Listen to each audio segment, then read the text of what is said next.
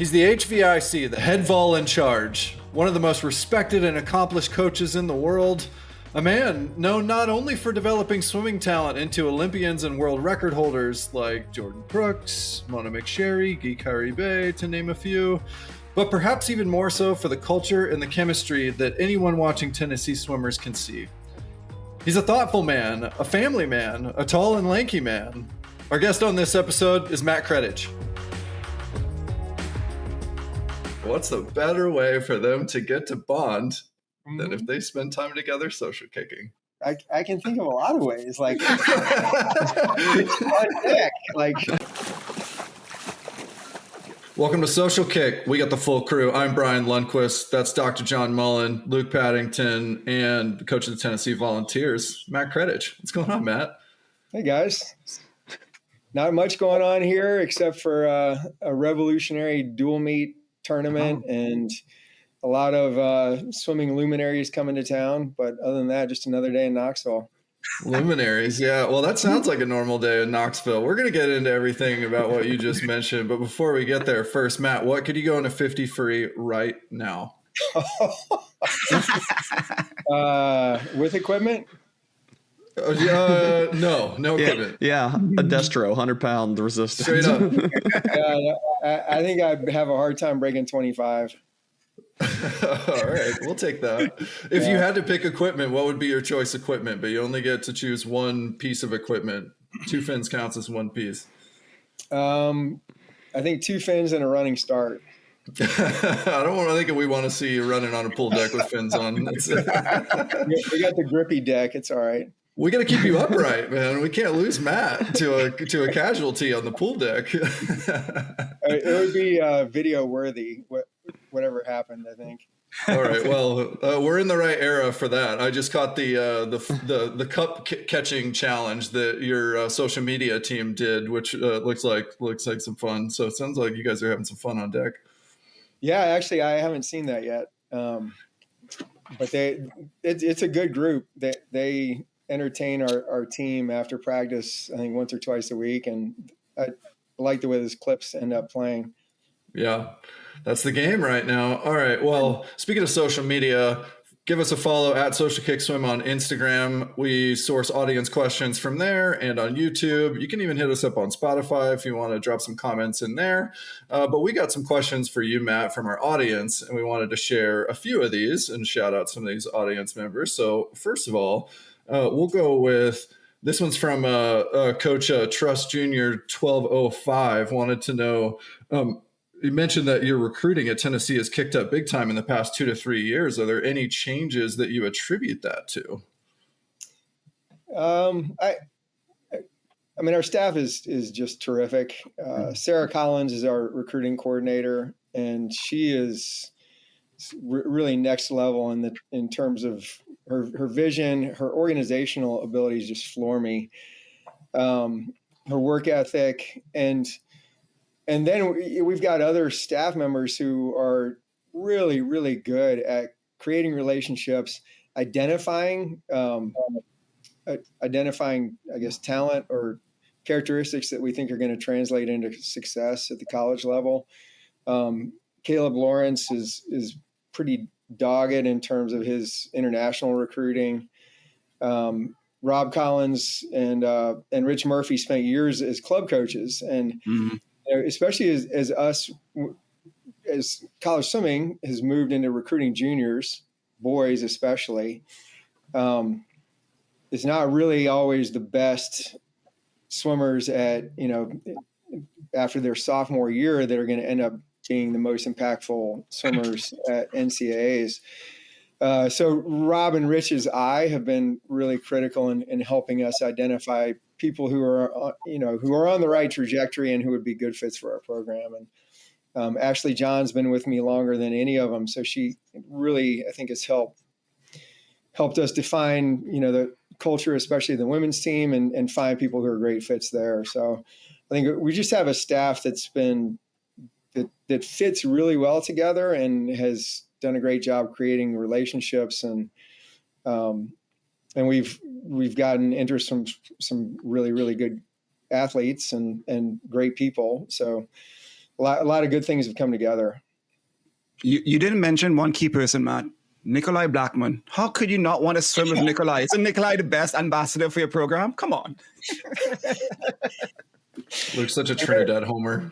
For sure. So many comments, but Nikolai is, if nothing else, he's a massive personality on a recruiting trip, and he does have a way of connecting really, really well with people, and that is something that I should also mention. Our team is so welcoming, and I think that's critical in recruiting. People are looking for a place where they feel like they belong, and where they're going to be embraced and they're going to be cared for who they are. And you get really different personalities. Nikolai is on some end of some spectrum somewhere, and then we've got people on the other end of whatever that spectrum is. And when people see that and feel that, I think there's a sense of connection that they feel to the environment, that I can be myself here. I don't have to be like Nikolai. I don't have to be like somebody else. I can just be myself. And I think that's really important.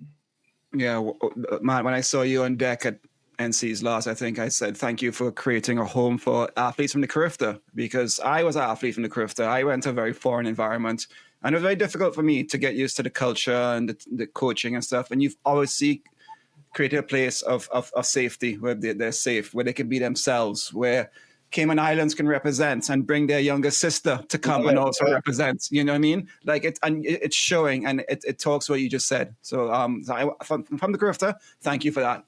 John, you have something? Yeah. First, shout out to Sarah Collins, Purdue grad, boiler up there. Right. And you were talking about, how recruiting has changed with recruiting athletes earlier and earlier, and, long-term athletic development is a common discussion point, especially at like the club level, like how to create these long, successful careers in athletes. But what are some things you're looking for? Like you said, not trying to just go after the fastest 15-year-olds, but at Tennessee, finding the right fit for you and knowing that they're going to be successful when they're in their 20s. There are a few things. One is that we want them to have a high performance mindset, which means that they're tuned in to creating competitive advantages for themselves through their habits and their lifestyle.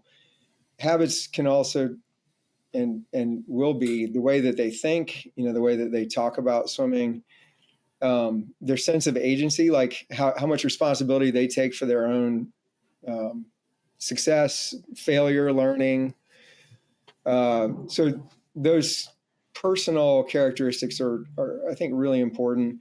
And we want people who have a sense of humility, and also who and they don't have to have experienced team yet, but the idea of swimming for others, doing something with others, for others, something hard, going through hard times and challenges and failures with other people. I think that's got to be something that they've either experienced and thrived from or grown from, or is something that resonates with them. They say, yeah, that's like, I want that. We like it when, and this isn't always the case, but when somebody hasn't hit a growth spurt yet.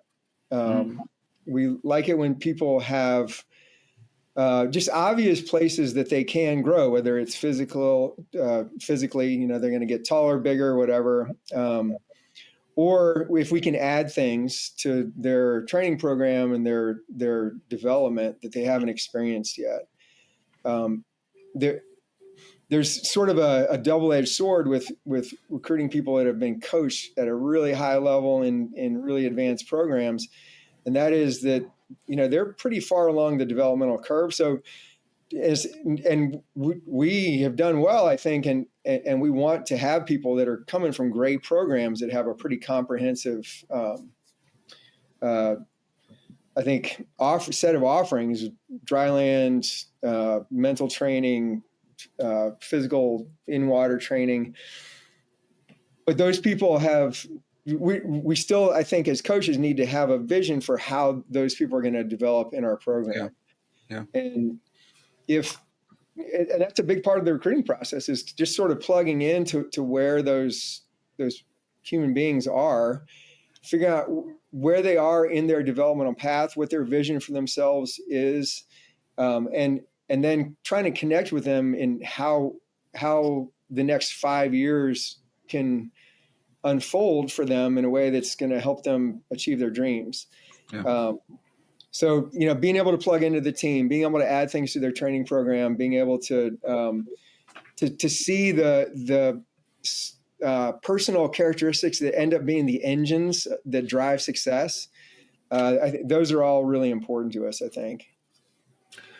We were having a conversation recently, guys. I don't remember if it was our group conversation with a guest or where I had this, but talking about recruiting with athletes who had recently been recruited, and what they were sharing about the difference between coaches who would call them and talk about, like, how was practice? It's very pointed. How was practice today? What did you do in the water? Tell me about, like, these specific sort of, no, not so broad. And what you're describing makes me think that a recruitment conversation with you'd often have athletes who don't even realize that they're being recruited with some of the questions that you're asking them about. Like, why does he want to know about, my relationship with my parents, or, what challenges I faced, in my personal life this week? Or those things are relevant to help you craft this kind of understanding of who an individual is and how they might think and fit with the culture that you're building. Yeah. And there's also a lot that can be revealed through, that first example that you gave. Like, what'd you do in practice? And if the reaction is, we had a good one today, and, I did, A100s, one easy, one fast. And I was able to race my teammates. I'm like, cool. That's awesome. That's what you tuned into. And that was what you got excited about. We had a great race. Okay. That's somebody that is energized by competition. If it's something where they describe a really hard practice where they failed, boy, there's some, potential good stuff to mine there. Like, how do you feel about the failure? What was the discussion with your coach afterwards? What are you going to do next time? That kind of stuff. So there's a lot that can be revealed through almost any conversation in the way that people think about themselves and the way that they relate to other people, the way they relate to their craft. And going back to the high performance mindset thing, if somebody says, well, I didn't eat before practice, they're tuned into, okay, there's a relationship between the way I fuel myself and the way I perform. That's cool. They realize that. They're probably going to learn from it. If those are things they haven't really thought of, and I'm not saying this happens often, but if somebody blames a coach, blames somebody else for practice not going well, then that's a big red flag. Yeah. We're going to go back to audience questions, and this one's from the Olympic and world champion Cam McAvoy. Wants to know, what's the fastest suited electronically timed 25-yard that you ever saw? Does my stopwatch count as electronic? It's battery powered. Listen, Cam wants everything electronic, but we're gonna go with stopwatch. So you've coached some fast ones to 25 yards. Probably 8. We hardly ever do anything to a finish. That's 25 yards. Like we always go to a turn. But I think Jordan's been 8.5, probably 8.6 on my watch. Now, I go take your mark, go, boom. You got a slow watch. It's boom. And it's like, I don't start it as soon as I say go, but I also don't wait. I don't understand this. Start the watch when your feet leave the block. How relevant? That is completely irrelevant. Right. Like, Gretchen's going 8 seconds with that style. Jeez. Yeah. Listen, wait. You've never had an athlete that like needed some confidence building, so maybe you just give him a little. Let's give him a little extra time. There are times when I'm old, Brian. Me too. Maybe I'm not seeing things that well, and I kind of approximate the finish, and I know it's early, and if it's like 9-9 instead of 10-0, I kind of measure, okay, who is this person? Where are they right now? Like, do I tell them what the time is on the watch, which I know is fast, or do I tell them what I know that they really went because I hit the watch wrong? But no, like I used to do that. As I've gotten, I think, more experienced, I feel like there's so much power given to numbers that I want to try to demystify that by just saying what it is. Like this is the time, and so what? You know, like if it's fast, it's fast. Nobody lucks into a fast swim. There are millions of reasons why you go slower than you're capable, and let's just figure that out and not get so wrapped up in the time. Speaking of Jordan, and this one speaks to maybe where Gui's headed, and you've got some others that are challenging this. Favorite sets and drills. This one's from our follower Kyle N. Wilson. Wanted to know favorite sets and drills for 100 freestylers, and specifically those that can break 40 seconds.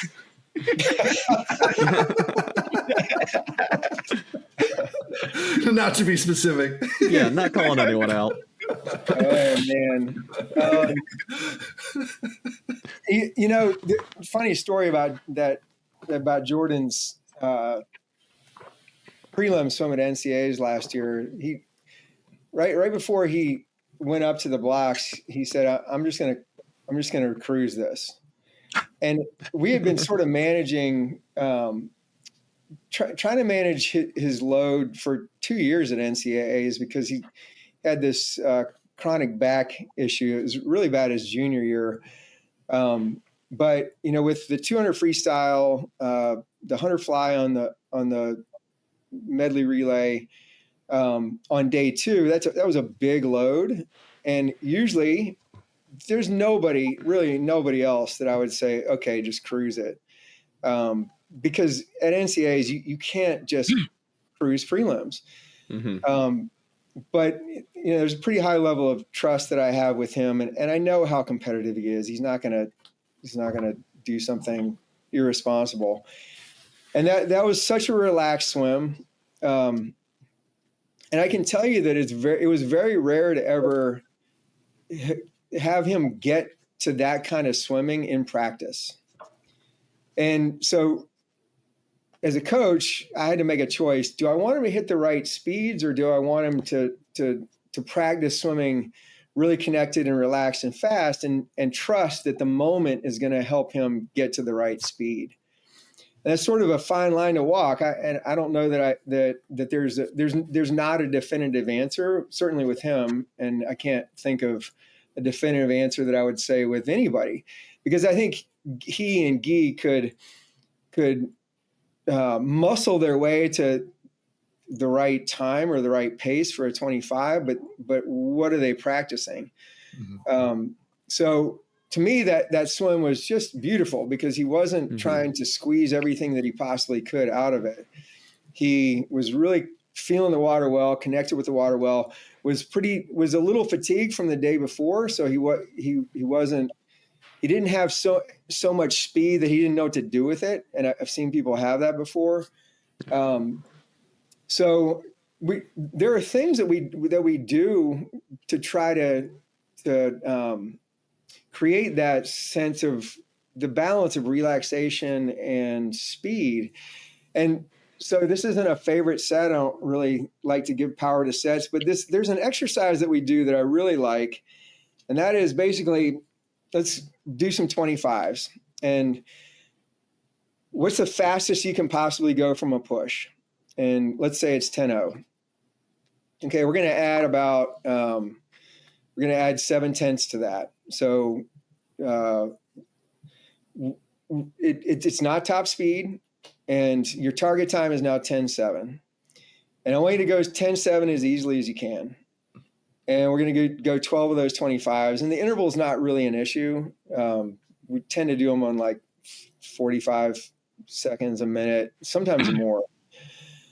But it allows the swimmer to create speed and to experience speed that's about 92-93% of their top speed, but without forcing anything. So you really got to kind of calibrate. And what almost invariably happens is that they're going 10-2, 10-3, and just cruising. It's easy. And then at the end, we may do a 25 that's really fast, like, all right, go now. And it's 10-2, 10-3. Because they've gotten outside of that rhythm and that feel and that the high level of sensitivity that you have to navigate the water. Mm-hmm. So, there's so much of your nervous system as a swimmer is feeling the water, the flow of the water past you, and it's also feeling your body moving, like the sense of proprioception, and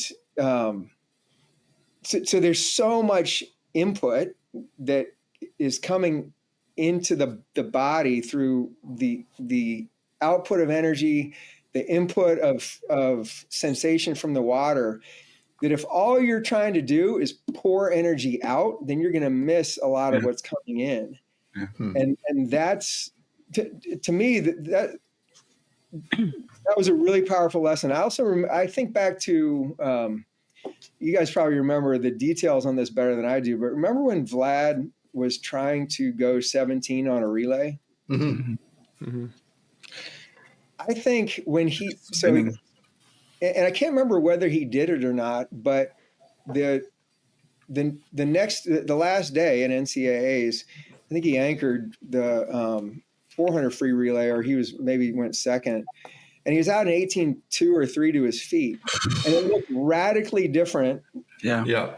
Than it did when he was scrambling to try to go 17. He probably went 17 that meet. I know he did at one point. But I remember, man, that was really different swimming because he wasn't trying to squeeze everything that he could out of every stroke. And he was sensing the water differently. And I'm like, man, if he had touched, he would have been faster than he was on the other relay. Mm-hmm. So those are some of the things that we try to do to create not just speed, but sensitivity to speed, I think, is a good way to put it. Yeah.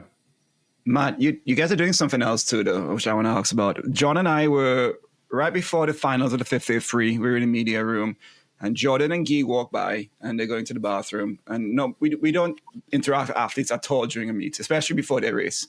The two of them calmly walked over to us and said, "Hi, I just want to say hi to us," and spoke to us for like a couple minutes. I'm like, "You guys are about to race a 50-free," but they were so present and calm and relaxed right before their 50-free. I was amazed that they were so present of mind, and that has to be trained. That has to be to keep your nerves calm. I went to the World Masters this year, as everybody knows, and I'm 51 years old. I've been doing this for 40 years, and I'm still getting worked up, and I know not to get worked up, but it's obviously because I'm not training this. I'm not training this to be in that present place. What are you guys are doing to help the athletes do that and have them grow? Because Gui is growing. You're seeing him at Worlds afterwards. You saw him, he's growing in his maturity of racing. Yeah. Luke, how long are we going to be plugging Masters Worlds that you swim? Come on now. This is like until I talking swim about it for 6 months. Luke gets worked up every day. Always fits it into every interview. You need to send him to Tennessee practice. I need help. Yeah. Yes. Well, first of all, those guys are just extraordinary human beings. And Cheragini came up to me. I went to Brazil Nationals. I think it was before Fukuoka. And he came up to me and said, "Hey, I got to tell you something. I hope he won't mind me saying this, but and this will resonate with you, Brian." He goes, "You know what? We as sprinters, and especially like, you know, at Auburn, we were trained to play mind games with other people. Like, we like intimidating people in the ready room, and I don't want anybody to be successful. I'm friends with them outside the ready room, but when we go head to head, like I want to beat your tail, right?" And he goes, "But Guy, I just love that guy. I just want him to succeed." That's awesome. And I loved that. Like, I felt like giving him a hug. And he expressed, I think, a lot of the vibe that Guy gives off, which is like he just loves to race and he loves to compete. I will say, at Worlds that summer, he had, you know, he went 46.6 or 7 in the relay to lead off, and all of a sudden, I think, felt a lot of pressure. Yeah. Because the 100 free was going to be later in the meet. Felt a lot of pressure. Okay, now I've kind of shown my cards. I got to do something. And his best time at the time is like 47.8. And that sort of got to him. But one of the things that he did, and that our whole team does every day, is we do some mental training. So we have our sports psych. His name is Joe Whitney. He's the director of mental training, and he comes to practice and starts us with 5 to 10 minutes of some kind of mental training. And it's meditation sometimes, so to relax or to, you know, center yourself. Sometimes it is visualization. Sometimes it is kind of elevating the arousal state. So intentional elevation of the arousal state. So, and there's a sequence that he will take us through when we get to championship season. We train these skills all through the year, and then during championship season, we there's a sequence that the athletes go through, and they personalize a little bit, but I think over time it's made a huge difference for a lot of people. It's a daily reminder, first of all, that we're in control, right? We're in control of our mind state and our arousal state. And then it's a daily practice of developing tools to help control the arousal state and the mind state. Which I need. It was so obvious. And it reminded me when you said, "Oh, he wanted to swim relaxed before that 100 free in the morning." And there was something about it. I remember we filmed his 100 free prelim swim in slow motion. And it was something like this. We saw him behind the blocks, like, you know what? Something's going to happen. And we clicked record. And how he was behind the blocks even, he looked Jordan now. Sorry, going back to Jordan, not Guy. He just looked so relaxed behind the block. And for some reason, we focused on Jordan and filmed the whole thing in slow motion, which you would never do in a prelim swim. But something felt right in the air, and nobody was expecting it. And then how Jordan then finished his last race, and how he let his emotions let go, and how he was crying with Guy. Oh, somebody wrote once, "I've never seen an athlete be so happy for somebody else beating them." And was it at Worlds when Guy was crying for when Jordan did really, really well, and then Jordan let it all out? So like they control all their emotions and let it out, but then when it all comes out, and it's beautiful, and that comes from the culture you have at Tennessee, Matt. It's a beautiful camaraderie and realism and vulnerability and everything. Is that something you guys are pretty open with on deck? And as a family, is different to any other? You've been at Brown, you've been at Harvard, you've been at Stanford. Is it something different at Tennessee? Yeah, I think it's a great question. I am so I think just honored and humbled to be a participant in moments like that. There was, I think last year at our invite, we had this really cool format where there's a super final, and the two finalists in the 200 freestyle were Nikolai and somebody else. And Nikolai Blackman, you guys have had him on. He's hilarious, and he also can go 100 different directions. Guy and Jordan really took him under their wing, their collective wings, and through his freshman year and last year was a sophomore year, really mentored him and had some tough conversations and tough moments with him and really mentored him. And he had the breakthrough swim in that final and went 132.2 or something like that. It's a big best time. I think he won. And I don't even remember that part because what I remember is Jordan and Guy were standing beside me and they started crying. And they gave him a big hug and started crying. And Nikolai goes, "What are you crying for?" And Jordan goes, "'Cause of you, bitch." And it was like it's this beautiful kind of brotherhood moment that came, I think, because I don't take any credit for that other than that. Like when my son died, I cried every day on the pool deck. Usually nobody saw me, but for that year, it was really hard for me to hold it together for, at night, all bets were off, but I tried to hold it together on the pool deck. But if a song that Ben loved came on or somebody just asked me how I was doing, I would tear up. And our team was cool with that. Like, I don't think anybody got freaked out. And,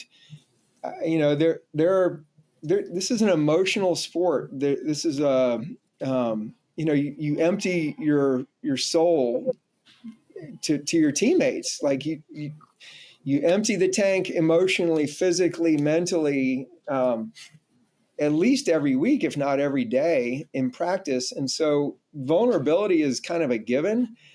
And if you can, I think if anything, I hope that I can model vulnerability, but what I can also model is just caring for people when they are vulnerable and being really appreciative of people's openness, their willingness to share what they struggle with. And to me, that's life. That's not just swimming. That's how we should show up for each other, is to be there for people that we care about. And I think when you do that on a team, there's some really special bonds and connections that can happen. I'm sure you guys all know that from your team experiences. And you just kind of get in the way by trying to hide those things, I think. Yeah. No, every team environment is special, and something, like you said, everyone pours their emotional, physical, all that energy into it. And we're starting to see more and more of that let out at the sport, and we're really enjoying it. And we're hoping to see more of it this upcoming weekend at the exciting dual meet challenge between UVA, Michigan, Arizona State, and obviously Tennessee.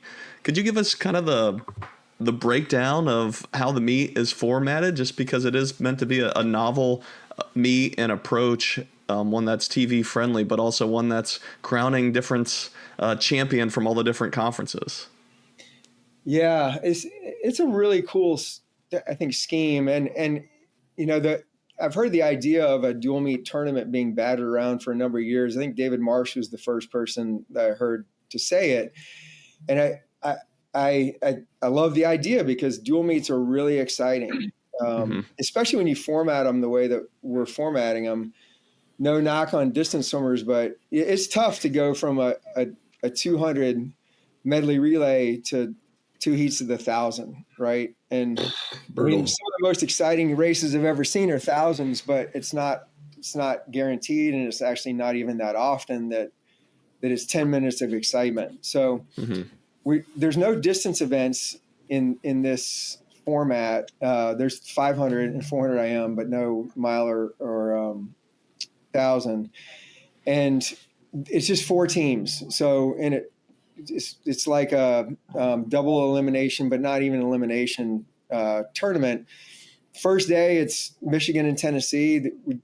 Because of the seeding, both men and women happen to be matched up with Michigan for us, and Virginia and Arizona State. So just one meet. That meet's got 200s of stroke, I think 2 IM, 400 medley relay, 400 free relay. And it's designed to be an hour and 10, hour and 20 minutes and just one heat. And one of the cool elements of this is that it's one-on-one. So we put our 3 people out there. Michigan will put their 3 people out there. The 1 seed goes against the 1 seed. The 2 seed goes against the 2 seed. 3 seed goes against the 3 seed. And in each of those matchups, there's 1 point up for grabs. The fastest total time also gets an extra point. So if you beat everybody, you get an extra point. So I like that. Yeah. So now there may be some gamesmanship here. Like, you got? I was going to say, is Brian our number 3 seed and he's secretly the fastest? Can you do that? What's the age limit? You can do that, and it was actually our Joe Whitney, our sports psych guy, said, "Now, shouldn't there be a coach's agreement that we're not going to do that?" Because he's used to working with tennis, and in tennis, that they operate in a similar way, and there has to be some data behind you putting your number 1 guy number 1 and your number 2 guy number 2. You can't put your number 1 guy as number 3 or 2. Oh, but here we can do it, and so we have 3 of the fastest 200 flyers, 4 of the fastest 200 flyers in the country, one from each team. Is it smart for us to put Martin Espenberger up against Ilya Perun? Because I know Martin wants to race him. Like, he doesn't want to be seen as ducking him. Mm-hmm. And to me, that's why the extra point for the winner makes it even easier to say, okay, we may shuffle things around. If we don't have anybody that's as fast as Bella in the 100 backstroke. So, what's the strategy there? Do we, put our fastest person up against her? And I'm, even if this is published before the meet, I'm okay saying that, because I would expect, if I'm coaching Michigan, I would expect that Tennessee's not going to put their number 1 person up against Bella as number 1. So maybe we put Bella as number 2, and anticipate, so we can try to get 4 points from Tennessee, beat all 3 of their people, plus get the extra point.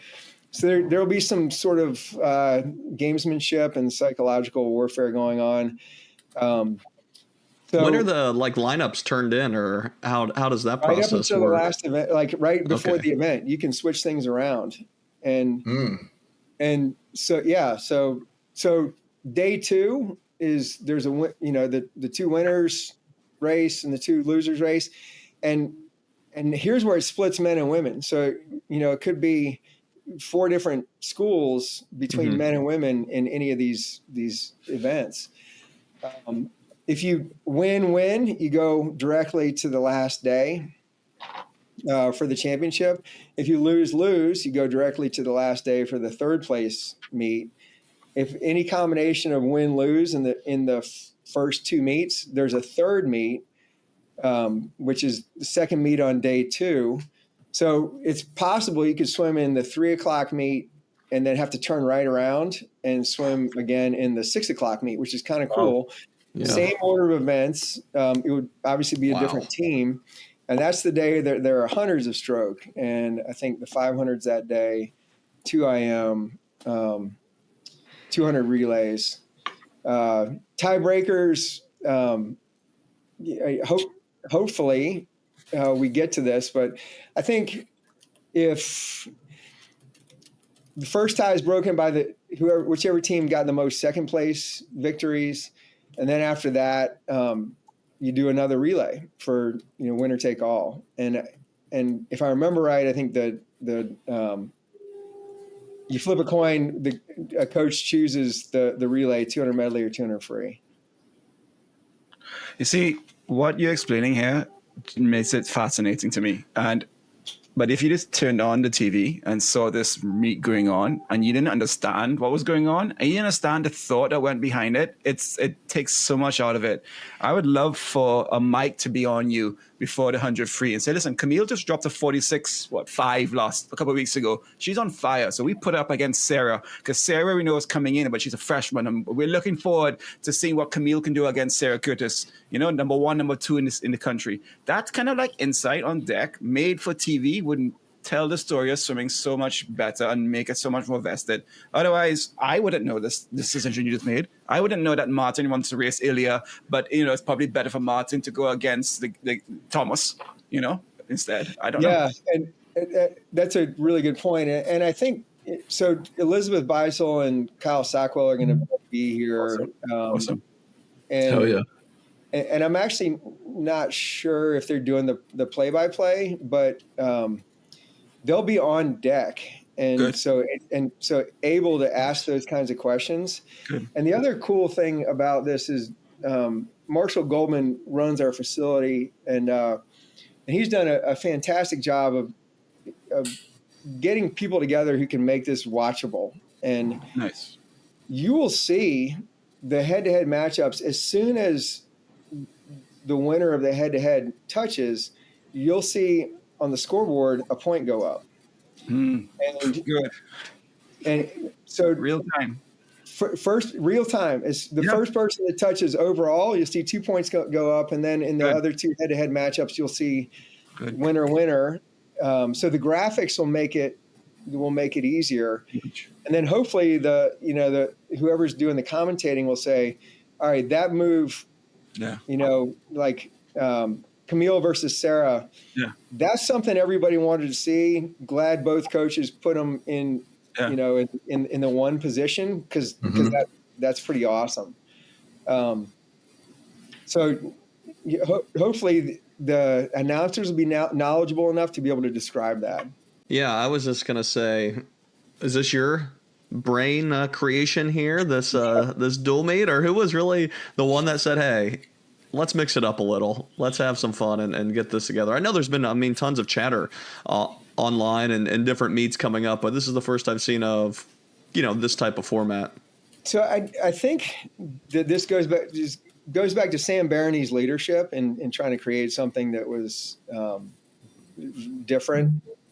She's the executive director of the College Swim Coaches Association of America, and they're helping sponsor this. And she collaborated quite a bit with Greg Earhart. And Greg runs the Swim Cloud website. All right. Is a real, he's been thinking about swimming at a high level for a while, yeah. many years, right? You can't not be a nerd and run that site. He is, yeah. So the two of them collaborated, and then I think Todd DeSorbo had some significant input in that. And then when we talked about the scoring system, by that time, Todd, Marshall, Sam, and Greg I think we came up with almost the end of this. And then the last piece of it, the bonus point, came when I realized that with a roster of 15 male swimmers, we're going to have trouble filling out 3 guys per event. I thought, well, I don't really just want to throw people in events to fill a lane because I'm not sure they can beat, let's say, anybody's third person if they have to swim 4 or 5 events, in order for us to fill it out. So we decided to weigh. We originally weren't going to weigh the winner at all. It was just going to be 1-1-1. But we decided that makes things a little bit more fair for a team with a small roster. Yeah. So what's your prediction? Who's going down this weekend? Come on, your swimmers don't trash talk. You all are friends, but the coaches trash talk. Come on, give me some trash talk. Herbie's going down. What's going on? Herbie's going to walk into cold weather and he's not going to know what to do. That's probably a true statement. Oh. I wish that were true. Unfortunately, it's like 70 degrees here right now. Herbie, Herbie went to Tennessee for a year. So he's hopefully he still feels a connection to the place. Nice. Yeah. But didn't he transfer away? He did. Yeah. That was, I want to say that's before I started coaching the men. Yeah. You can clarify that. Yeah, I knew that, but yeah, good to clarify. Yeah. Right. A difficult period for our men. I think Herbie got out while the getting was good. Yeah. Well, speaking of Sun Devils, we had one of their famous alums write in with an audience question. This one's from Grant House, also known as Mitochondria House on Instagram. Wanted to ask you, how beneficial was House versus NCAA for college sports? We talk about anything. Grant House is my hero, of course. It's changed the world. I know this is probably controversial. I'm a huge fan of Grant House. I think it took a lot of courage for him to do what he did, which is put his name on something that was going to happen anyway. Mm-hmm. But to put your name on is kind of rare these days. To do something that's controversial because you believe in it that's something that I really, really admire. And yeah, I mean, it's changed sports and it's changed the sport. And it's up to us who are stewards of college swimming and us who are stewards of the great sport of competitive swimming to make sure that we look at the changing landscape and environment and make sure the swimming grows. Yeah. So I think it created some much needed change and fairness in the way that athletes are compensated and treated. And yeah, there's some downstream effects that really have hurt some people, and I don't want to minimize that at all. I think it's just so difficult to have these incredible young men on our team last year that I had to tell didn't have an opportunity anymore. It was devastating. It's life-changing. And each of them, I think, is going to grow because of who they are. Like, it's not guaranteed that they're going to grow from this, but I think each of them is going to grow because of this. And so if they're going to grow, then I better make sure that the people who continue to get opportunities grow, and that we do the best job that we possibly can to make sure that the quality of college swimming and the quality of experience that men and women get in college is enhanced. And I think there are a lot of elements of the House settlement that have helped a lot of people. So thanks, Grant. We got a few rapid fire questions to land the plane here, Matt. Okay. What's the hardest race in swimming? Oh man. 400 IM. Olympic gold or world record? For me or somebody I coach? Whatever you think. Olympic gold. What's the hardest set you've either done or given? I think it's all subject to interpretation, but my college coach used to give us 4 rounds of 400s on descending intervals as a pretty regular kind of set. Mm-hmm. And the intervals started off tight and got ridiculous. So that's probably the set where I felt the most hopeless. What's the best race that you ever saw live, or best performance you've ever seen live? Probably Eric Vent and Michael Phelps in the 400 IM in Fort Lauderdale. Mm-hmm. I got to work a lot with Eric Vent when he was young, and huge fan to this day. When Michael pulled out the underwater off the last wall, I think it rattled Eric and probably changed the sport. That was just incredible. They both ended up breaking the world record, but Michael went 10, 12, 15 underwater. It seemed like an eternity, especially in a 400 IM. Nobody was doing that. And that it put the race away. Who's the greatest swim vol of all time?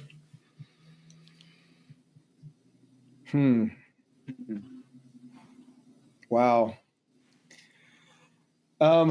big argument to be made for Andy Cohn. He's an incredible human being, national champion multiple times. Mel Stewart, love that man. He was pretty incredible. But it's also, I got the recency effect, and I think from the way that he approached his team, to the way that he approached day-to-day training, to the way he approached competition, Jordan Crooks is going to be, he's really set a standard. What's one hot take for your team or NCAA swimming this year?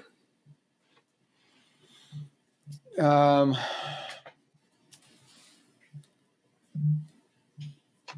take for our team. Oh, You guys came 2 top 5s last year. That's pretty incredible. Where are we going? yeah. Oof.